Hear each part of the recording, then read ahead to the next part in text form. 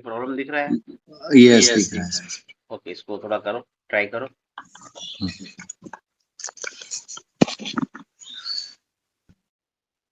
Sir 3 answer आएगा। हाँ, alpha plus beta minus B by A, तो माइनस ऑफ माइनस 3/1, तो एकदम आसान है। समझ में आया? कुछ नहीं था इसमें। ऐसा नहीं करना कि भाई फैक्टराइज करके अल्फा निकालो फिर बीटा निकालो फिर ऐड करो, ऐसा मत करना। हाँ सर वो कर सकते हैं ऊपर को k/2 से और नीचे को k मल्टीप्लाई करना। k/2 से मतलब वो नहीं है, ऑपोजिट मल्टीप्लाई। ऐसा नहीं, हमको फाइंड आउट करके क्या करना, हमको x का वैल्यू फाइंड आउट करना है ना। हाँ तो मैं पहले हमको x का वैल्यू फाइंड आउट करना है, हमको k का वैल्यू दिया ही नहीं है, तो इस हाँ इक्वेशन से पहले k का वैल्यू निकालेंगे, है ना। बराबर। इस इक्वेशन से पहले k का वैल्यू निकालेंगे, जब k का वैल्यू आएगा यहाँ पे रख देंगे, k का वैल्यू जो भी आएगा x के टर्म्स में ही आएगा ना, बराबर। और फिर उसको सॉल्व कर लेंगे। हो सकता है क्वाड्रेटिक इक्वेशन बने या लीनियर इक्वेशन बने, x का वैल्यू फाइंड आउट कर लेंगे, आ जाएगा आंसर। ट्राई करो। तो पहले k का वैल्यू तो सर मैं x के फॉर्म में ही निकालता हूँ। हाँ, x के फॉर्म में ही निकलेगा, फिर वहां पे रख दो k का वैल्यू x के फॉर्म में। ठीक है। तो सॉल्व करो, देखो क्या आता है। सर कोई भी दो में से कोई भी इक्वेशन में से मैं k का वैल्यू निकालूंगा और दूसरे इक्वेशन में डालूंगा तो भी चलेगा। ऐसे कैसे? हमको तो इसी से निकालना पड़ेगा ना, ये तो हमारा क्वाड्रेटिक इक्वेशन है, इससे कैसे k का वैल्यू निकालोगे। यहाँ पे क्या करो सबसे अच्छा, यहाँ पे क्या करो, इसको हम ऐसे लिख सकते हैं, x is equal to x minus k/2 is equal to 6 है, उसको उधर शिफ्ट करो, x माइनस 6 और ये आया k/2, क्रॉस मल्टीप्लाई करो तो k का वैल्यू आ गया 2 टाइम्स ऑफ x माइनस 6, है ना। यस। अब k का वैल्यू वहाँ रख दो। हमारा इक्वेशन क्या था, x square minus kx equal to 20 था। अब k का वैल्यू वहाँ रख दो, minus 2 times of x minus 6 into x equal to 20, यही था ना। तो अब इसको कर लो, ये एक्स स्क्वायर हो जाएगा, माइनस 2 टाइम्स ऑफ इसको इससे मल्टीप्लाई करो, x square minus 6x equal to 20, फिर इसको मल्टीप्लाई कर दो, x square minus 2x square plus 12x equal to 20 होगा। तो ये कैसे हो गया, ये वाला माइनस एक्स स्क्वायर हो जाएगा प्लस 12x इक्वल टू 20, इन दोनों को उधर भेज दो, x square minus 12x plus 20 equal to 0 होगा। यहाँ तक समझ में आया नहीं आया? आया। ओके, यहाँ तक आ गया। उसके बाद हम सर ये सर एक मिनट है सर, ये minus x square plus 12x is equal to 20, तो X square minus 12x plus 20 होगा। अब यहाँ पे अब हाँ, तो नहीं, इन दोनों को उधर शिफ्ट किया है ना, इन दोनों को उधर शिफ्ट किया, अच्छा साइन चेंज हो जाएगा ना। बराबर। और 20 को ये साइड लाए ना सर, नहीं, उसको भी उधर ही रखे, उसको भी उधर। अरे भाई, इसको मैं ऐसा लिख सकता हूँ ओके ना। ओके ओके, समझ गया। तो उसको ऐसा नहीं लिख सकता हूँ, इस इक्वेशन को ऐसा नहीं लिख सकता हूँ, लिख सकते। वही तो किया। अब इसको कर लो फैक्टराइज, एक्स स्क्वायर 10 टू ज़ा 20 होता है 10x माइनस 2x, यहाँ से x कॉमन लिखा है, x माइनस 10, यहाँ से माइनस 2 लिखा है, x माइनस 10। x का दो वैल्यू मिला है, x का वैल्यू मिला 2 और x का वैल्यू मिला हमको 10, ये फैक्टराइजेशन में हुआ ना, x minus 10 into x minus 2। x का दो वैल्यू मिले, क्या क्या है, x का वैल्यू 2 और x का वैल्यू 10, तो यहाँ 10 तो है नहीं, तो क्या आंसर आएगा 2 समझ में? यस लिख लो, हो गया सर। लिख लिया, ओके।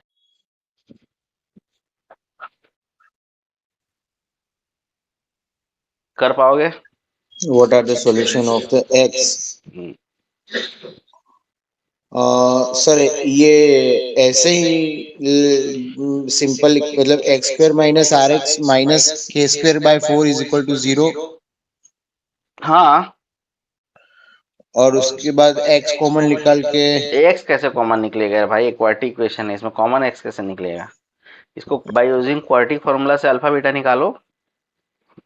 ओके तो वही तो है, उसमें से एक वैल्यू प्लस माइनस होता है ना, अल्फा बीटा में तो सिर्फ प्लस माइनस बीच में फिक्स हो रहता है ना, डिफरेंस से वही प्लस माइनस हाफ लिख के दिया है।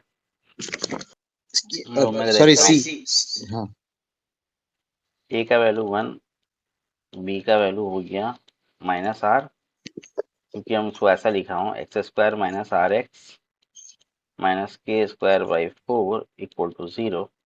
तो सी का वैल्यू हो जाएगा माइनस के स्क्वायर बाई 4, है ना, माइनस के स्क्वायर 4। पहले डी निकालो, डी होता है b square minus 4ac AC, b square मतलब माइनस आर का होल स्क्वायर माइनस 4 इंटू ए का वैल्यू 1 इंटू सी का वैल्यू हमारे क्या है माइनस के स्क्वायर बाई 4, है ना। तो ये क्या हो जाएगा आर स्क्वायर, ये 4 कैंसिल हो गया, माइनस के स्क्वायर होगा, हाँ बराबर सही किया मैंने, नहीं किया सही, बी स्क्वायर माइनस 4AC ना, माइनस 4 इंटू ए इंटू प्लस के स्क्वायर होगा ना सर। ओह सॉरी सॉरी, यहाँ पे मैंने गलती कर दी है, ब्रैकेट यहाँ पे लगेगा। तो ये plus k square, are square plus k square हो जाएगा, है ना। तो are square plus k square का तो लास्ट वाला ऑप्शन ही है, ठीक है। अब उसको हम कैसे चेक करेंगे, तो हमको डी निकल गया, तो हमको आता है एक्स इज इक्वल टू क्या होता है ए, क्या होता है minus b plus minus root under d by 2 यही होता है ना। बी का वैल्यू कितना है भाई, बी का वैल्यू माइनस आर है तो प्लस आर हो गया, प्लस माइनस डी का वैल्यू कितना है तो root under r square plus k square, है ना। और टू का वैल्यू और ए का वैल्यू कितना है 1, तो यहाँ पे 2 हो जाएगा, तो हमारे क्या हो जाएगा R by 2 plus minus root under K square by R square upon 2। तो हमारा ऑप्शन नंबर डी नजर आ रहा है ना। बराबर डी। तो टाइम इसमें नहीं लगना चाहिए, तुरंत जल्दी करना चाहिए, एग्जाम इतना टाइम नहीं रहेगा आपके पास, ठीक है। हाँ सही है।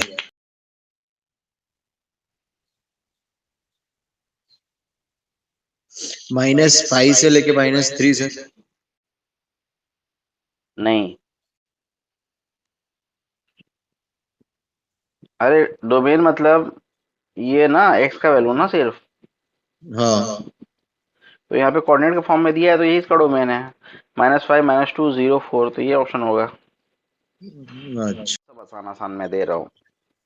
ये तो sir -5 8 -2 7 2 minus b b answer है सर। -5 8 -2 7 then 2 -1 फिर 5, ये तो बहुत आसान है, कोई भी बच्चा देख के बता देगा। ये मान लो मेरा एक्स वाई प्लेन है ना, इसको हम लोग फर्स्ट क्वाड्रेंट कहते हैं, ये हमारा फर्स्ट क्वाड्रेंट होता है, ये हमारा सेकंड क्वाड्रेंट, अच्छा ये ओके मेरा थर्ड क्वाड्रेंट और ये मेरा फोर्थ क्वाड्रेंट, पता चला। Yes yes. हाँ तो वो पढ़ो क्वेश्चन क्या लिखा है। If the point 7b is in the first quadrant and हाँ point a minus 3 is in the quadrant 3, in which the quadrant is the point AB. A B कौन सा क्वाड्रेंट में होगा, quadrant बनाओ।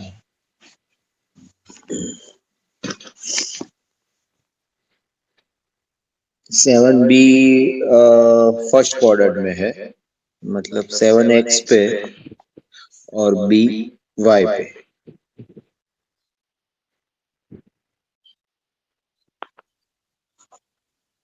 और a माइनस 3, a मतलब x axis का positive a and -3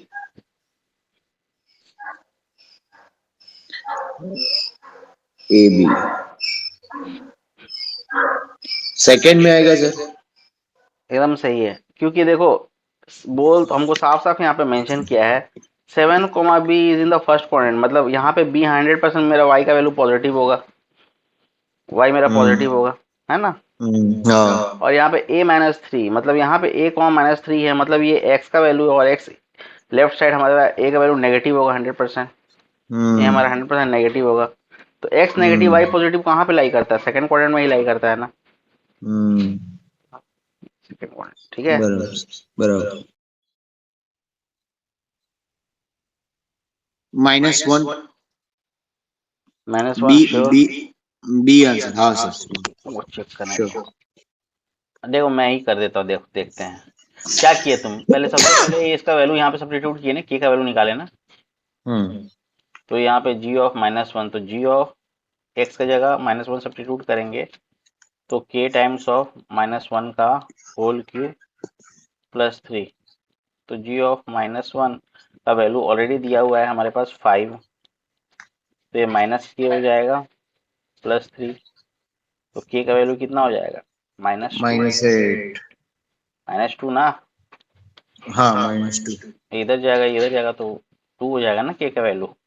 बराबर सर। ठीक है, अब k का वैल्यू 2 हो गया, अब तो यहाँ पे रख दो g ऑफ x हमारा क्या हो गया 2x³ प्लस 3। अब इसमें g ऑफ 1 का वैल्यू निकालना है, तो g ऑफ 1 हमारा कितना हो जाएगा 2 इंटू 1 का क्यूब प्लस 3। x का वैल्यू कितना था हमारा, हाँ 1 ना, तो ये कितना हो गया, कुछ गलती हुई यहाँ का, रुक जो कहीं गलती क्या हो लग रहा है। g ऑफ -1 5 हो गया, x का वैल्यू -1, तो k इंटू -1 का क्यूब, -1 का क्यूब तो -1 ही होता है, तो k इधर गया और 5 उधर गया, तो -2 k का वैल्यू -2, k का वैल्यू -2, ओके k का वैल्यू -2 है ना, यहाँ पे -2 होगा, हाँ -2, ओके। तो ये कितना हो गया g of 1 equal to -2 plus 3, कितना हो जाएगा 1 1 आएगा, 1 बोले थे कि -1 बोले थे, हाँ -1 1 आएगा ना, बराबर। समझ में। यस यस सर, ये जो इक्वेशन है f(x +1 -1/2x + 6), उसमें मैं x का वैल्यू -3 रख के चेक करूँ फिर सर? ना, हमको फाइंड आउट क्या करना है, f -3 तो यहाँ पे x का वैल्यू क्या रखोगे कि ये ओवरऑल -3 बने, -4 हाँ अभी सही बोले। तो यहाँ पे क्या हो जाएगा f ऑफ -4 + 1, x के जगह मैंने -4 रखा ना, तो 4 तो + f ऑफ 12 2 -3 इक्वल टू, ये तो सो 2 हो जाएगा, 8 यस -3 और 8 आएगा ना आंसर? 8 आंसर आएगा, समझ में। तुमको बराबर थोड़ा सोचना पड़ेगा, ऐसा नहीं कि डायरेक्टली -3 रख दो तो फिर तो गलत आंसर आ जाएगा, बराबर। है ना। हम्म सॉरी, इसमें सर पहले में f -2 है तो x की जगह -2 लेने का है ना सर? हाँ उससे b का वैल्यू आएगा, जब v का वैल्यू आ हाँ जाएगा तो फिर भी फाइंड आउट कर लेने का। बराबर। तो x का मैं -2 लेता हूँ तो 7 तो दिया ही है, और -2 का स्क्वायर मतलब 4 -b।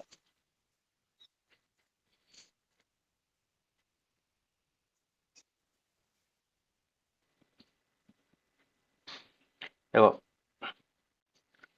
x का जगह -2 रखते हैं तो ये क्या हो जाएगा f of -2 is equal to -2 का whole square minus b। f of -2 का वैल्यू दिया क्लियरली 7 है, -2 का स्क्वायर करोगे तो 4 आएगा, 4 - b, तो b का वैल्यू आ गया -3, है ना, b का वैल्यू आ गया -3। तो हमको f ऑफ -3 फाइंड आउट करना है ना, तो अब यहाँ पे हम ओरिजिनल इक्वेशन लिख देते हैं, f of x is equal to x square plus 3, b का वैल्यू सब्स्टिट्यूट कर दिए, अब ये मेरा ओरिजिनल इक्वेशन बन गया।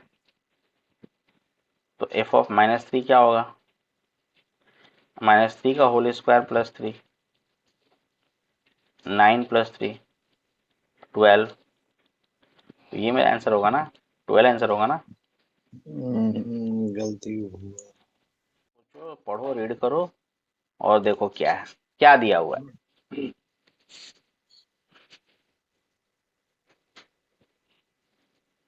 और क्या फाइंड आउट करने के लिए बोल रहा है।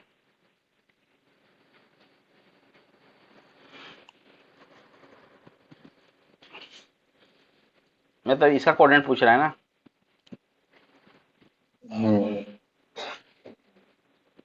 हुँ?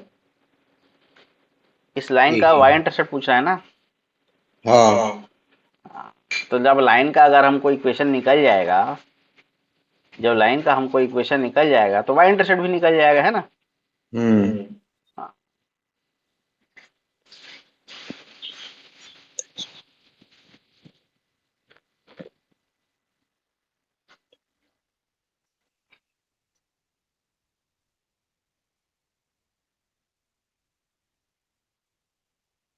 लाइन का इक्वेशन करने के लिए हमको क्या चाहिए, या तो 2 पॉइंट चाहिए या 1 पॉइंट और 1 स्लोप चाहिए। स्लोप तो है नहीं मेरे पास, तो 2 पॉइंट मिल सकता है, एक ये 2,0 और एक वर्टेक्स का भी कोऑर्डिनेट मिल सकता है ना। बराबर। वर्टेक्स से पास कर रहा हूँ ना स्ट्रेट लाइन, तो कोशिश करो वर्टेक्स का कोऑर्डिनेट फाइंड आउट करने के लिए। ये वर्टेक्स नहीं है, ये मेरा पैराबोला का y इंटरसेप्ट है, हमको स्ट्रेट लाइन का y इंटरसेप्ट पूछ रहा है।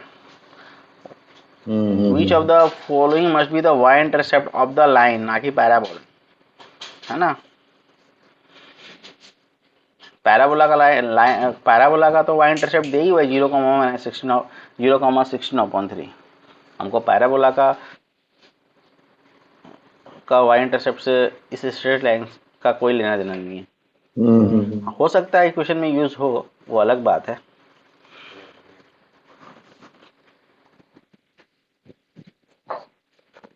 कुछ दिमाग चल रहा है। समझ में आ गया सर क्वेश्चन, लेकिन कौन सा इक्वेशन कहाँ लगाऊं, ये ऐसा कौन ही सा क्वेश्चन, इक्वेशन करूं? ऐसे ही क्वेश्चन एग्जाम में आएगा, जीमेट लेवल का। जीमेट के एग्जाम में इसी टाइप के क्वेश्चन आते हैं, इसी टाइप के आएंगे, राइट। और सारे सब चीज का इन्फॉर्मेशन मैंने आपको ऑलरेडी दे दिया है। तो अगर आपको, आप यूज टू रहोगे, आपको अच्छे से पता है सब फॉर्मूला कॉन्सेप्ट, तो आसानी से कर सकते हो। समझ में आया। देखो मैं कैसे करता हूँ।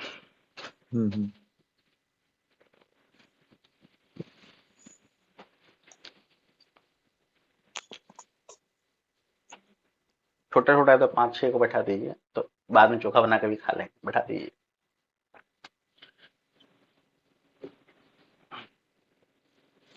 हाँ देखो, अब देखो यहाँ पे मैं करता हूँ इसको, ठीक है। तो देखो ये जो वर्टेक्स होता है, क्या होता है, ये एक्स कोऑर्डिनेट का मिड पॉइंट होता है ना। एक्स, इसका में एक्स और वाई वैल्यू निकलेगा ना, एक्स कॉमा वाई। हमको वाई का वैल्यू भी नहीं मालूम है, एक्स का वैल्यू तो निकाल सकते हैं, दिस प्लस दिस अपॉन 2, मतलब एक्स का कोऑर्डिनेट -2 तो हो जाएगा। और वाई का कोऑर्डिनेट हमको नहीं मालूम, हम उसको ले लेते हैं, के ले लेते हैं। अगर मेरे को के का वैल्यू मिल जाएगा तो हमको सब चीज का वैल्यू मिल जाएगा। समझ में आ रहा है मैं क्या बोल रहा हूँ। देखो तो हमारा जो नॉर्मली जो फंक्शन होता है f(x) = फैक्टर फॉर्म में क्या लिखता है, k times of x minus a into x minus b, ऐसे लिखते हैं ना फैक्टर फॉर्म में, ठीक है। तो इसमें हम k का वैल्यू अगर हमको फाइंड आउट करना हो तो हम ऐसा लिख सकते हैं, 0 = k टाइम्स ऑफ, अगर 0 हो तो k टाइम्स ऑफ x का वैल्यू, नहीं ऐसा नहीं करेंगे।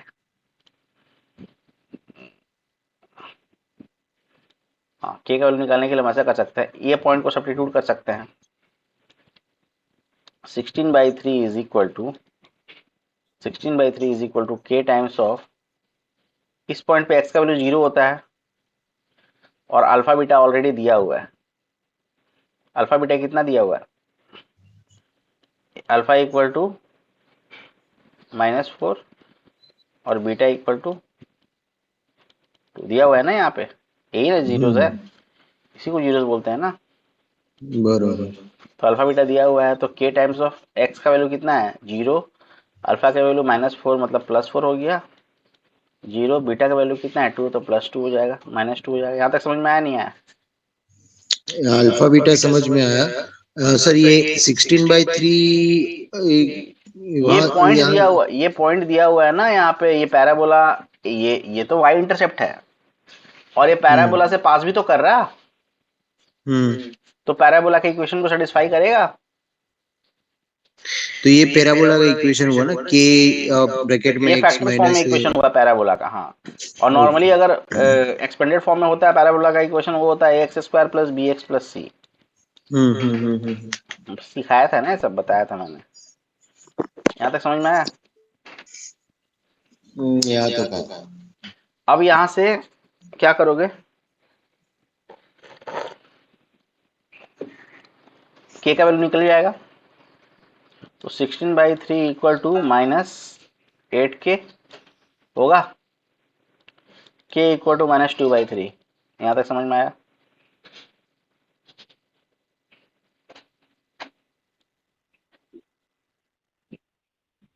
बराबर, k का वैल्यू पता चल गया। के का वैल्यू मिला। अब हमारा इक्वेशन क्या हो गया, F of X is equal to, original equation, quadratic equation, F of X is equal to -2/3 times of X minus alpha, मतलब X plus 4 into x minus beta X minus 2। ये हमारा original equation है। बराबर, ये जो parabola बना था यहाँ पे, तो उसका हमने इक्वेशन क्या किया, फाइंड आउट कर लिया हमने इसका इक्वेशन, है ना। इसका इक्वेशन हमने क्या किया, फाइंड आउट कर लिया। अब क्या करेंगे हम, हमको तो भैया वर्टेक्स चाहिए, हमको क्या चाहिए, हमको वर्टेक्स चाहिए। तो वर्टेक्स चाहिए तो हम यहाँ पे, ये हमारा इक्वेशन है और हमको यहाँ पे x का वैल्यू पता है कितना, यहाँ पे -2 नहीं होगा, -1 होगा आई थिंक। बताओ क्यों, मिड पॉइंट होता है ना ये तो, ये तो इस पॉइंट का मिड पॉइंट होता है ना यहाँ पे। तो -4 + 2 तो -2/2 तो -1 होगा ना यहाँ पे, -1 होगा। तो f ऑफ -1 पे हमको वर्टेक्स मिल जा रहा है, हमको x का वैल्यू -1 पे वर्टेक्स मिल रहा है ना, x का वैल्यू -1 पे वर्टेक्स मिल रहा है, तो यहाँ पे -1 सब्स्टिट्यूट करो, x का वैल्यू,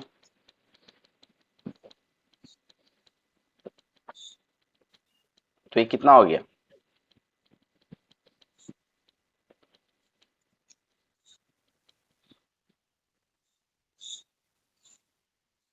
6 f ऑफ -1। अब हमको वर्टेक्स मिल गया -1, 6, तो ये वर्टेक्स मिल गया, v का वैल्यू कितना हो गया, -1, 6। यहाँ तक समझ में आया नहीं आया? अब स्ट्रेट लाइन का तुमको 2 पॉइंट मिल गया, एक -1, 6, दूसरा 2, 0, है ना ये वाला। तो इससे एक इक्वेशन निकाल सकते हो स्ट्रेट लाइन का, पहले स्लोप निकालो फिर उसको इक्वेशन का स्ट्रेट लाइन निकालो। कर सकते हो कि नहीं कर सकते हो, कि मैं कर दूं? सर आप चलो यहाँ पे देखो, यहाँ 2 पॉइंट हो गया, ये -1, 6 और दूसरा हो गया 2, 0। मतलब ये x minus x2 minus x1 upon 2 हाँ एंड बस वही, तो ये x1 y1 हो गया और ये x2 y2 हो गया। तो पहले स्लोप निकालते हैं, m y2 minus y1 upon x2 minus x1, तो y2 minus y1 upon x2 minus x1, तो ये क्या हो गया, -6/3 मतलब -2। m का वैल्यू कितना हो गया, -2। तो अब हमको फॉर्मूला पता है, y minus y1 m into x minus x1, तो y माइनस y1 कितना हो गया, y माइनस y1 का वैल्यू हमको पता है 6 है, m का वैल्यू भी पता है -2 है, x1 का वैल्यू नहीं, x1 का वैल्यू पता है -1, तो ये +1 हो जाएगा। यहाँ तक समझ में आया? तो y minus 6 is equal to -2x minus 2, y minus 6 is equal to -2x minus 2, तो y इज इक्वल टू क्या होगा, -2x + 4 हो जाएगा। ये इक्वेशन मिल गया स्ट्रेट लाइन का। तो इसमें +4 क्या होता है, यही होता है ना y इंटरसेप्ट स्ट्रेट लाइन का। तो हमारा +4c आंसर हो जाएगा। समझ में आया? बहुत था ना कॉम्प्लिकेटेड। हाँ लेकिन बराबर है, ये यही ऐसा ही आएगा। हाँ तो इसको लिख लो अच्छा से, एकदम समझ लो। कहीं भी एकदम डाउट हो ना, एकदम पूछने का, नहीं पूछोगे तो फिर कंफ्यूजन का कंफ्यूजन रह जाएगा। और ये सारा फॉर्मूला मैंने लिखवाया है ना। हाँ मिनट सर।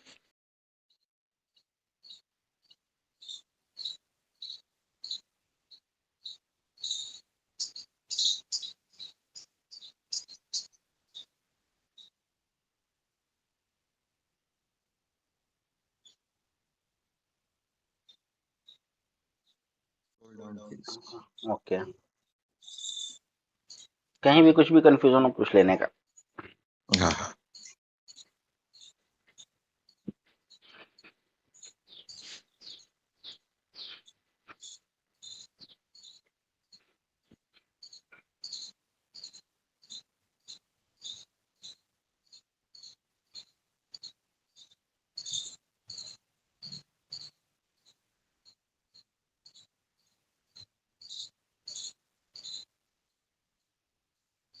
सर ये पीडीएफ मैं क्लास दे के दूंगा, बाद। मैं हाँ दे दूंगा, मैं दे उनको वो याद दिला देना, नहीं तो फिर झूठ भूल जाए।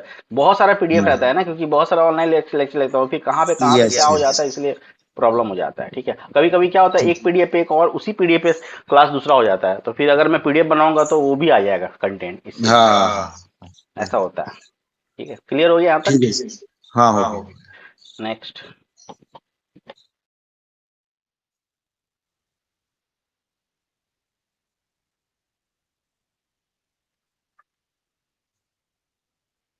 हो रहा है। आ, सर ऊपर से पहले एक्स का वैल्यू निकालने का है सर। देखो यहाँ पे क्या दिया है, यहाँ पे हमको दो इक्वेशन दिया है, एक स्ट्रेट लाइन का इक्वेशन है और एक क्वाड्रेटिक इक्वेशन है ना। आप सर कैसे पता चलता है ये स्ट्रेट लाइन का है और ये अरे क्वालिटी? तो एक्स स्क्वायर हो गया तो क्वाड्रेटिक हो गया ना, अच्छा हाँ और हाँ। एक्स का पावर 1 है तो लीनियर इक्वेशन है, स्ट्रेट लाइन बराबर। हाँ हाँ। है ना। यस। तो अब दोनों में y का वैल्यू सेम है ना। वन। नहीं, y का वैल्यू मतलब दोनों का एक्सप्रेशन y के टर्म्स में दिया हुआ है ना, हाँ हाँ हाँ। तो दोनों को इक्वल कर लो, दोनों को इक्वल कर लो, मतलब लिख सकते हो x a, square plus x is equal to a x minus one. हाँ तो उससे एक क्वाड्रेटिक इक्वेशन मिलेगा आपको, बराबर। उससे एक क्वाड्रेटिक इक्वेशन मिलेगा, तो आपको फिर कोफिशिएंट मिलेगा, एक्स का कोफिशिएंट फिर एक्स का कोफिशिएंट फिर वन, मतलब एबीसी मिल जाएगा। हाँ जब एबीसी मिल जाएगा तो इसमें हमको बोल रहा है कि ए का वैल्यू अगर जीरो है, इसमें बोल दिया कि ए इज ग्रेटर देन जीरो, तो हमारा यू शेप बनेगा। बराबर। और हमको बोल रहा है कि इसमें है एग्जैक्टली वन रियल सोल्यूशन है, इसमें सिर्फ एक ही रियल सोल्यूशन है, तो हमारा b square minus four a c equal to zero के इक्वल होगा ना। वन रियल सोल्यूशन के लिए क्या होता है criteria, b square minus four a c is equal to zero. बराबर। बस अब उसको रख दो b square minus four is equal to zero, और उससे सॉल्व कर लो ए का वैल्यू। समझ में आया मैंने क्या बोला।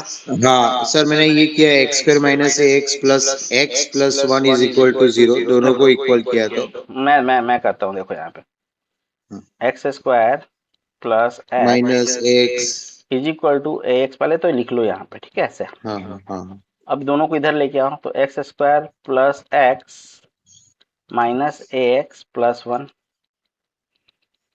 तो देखो एक्स स्क्वायर का कोफिशिएंट तो वन है, यहाँ पे एक्स कॉमन लोगे तो वन माइनस ए आएगा प्लस वन, है ना। हाँ अब हमारा ए का वैल्यू वन हो गया, बी का वैल्यू हो गया वन माइनस ए, और सी का वैल्यू हो गया वन। यहाँ तक समझ में आया नहीं है।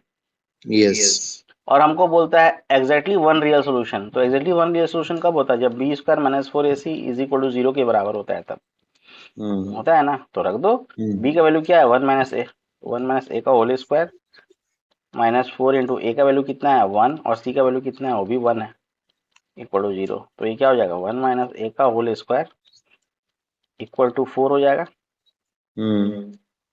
तो वन माइनस ए का हो is equal to plus minus root under four हो जाएगा। यहाँ तक समझ में आया। Yes. One minus a is equal to plus minus two हो जाएगा। तो ये इज इक्वल टू, ये तो माइनस प्लस टू हो जाएगा ए का वैल्यू। तो ए का वैल्यू दो निकला, या तो एक माइनस वन निकलेगा या तो एक का वैल्यू थ्री निकलेगा। तो अब देखो, और ए का वैल्यू तो नेगेटिव हो नहीं सकता है क्योंकि हमको बोल रहा है कि ए का वैल्यू क्या है, ग्रेटर देन 0। तो 100% देखो ऑप्शन में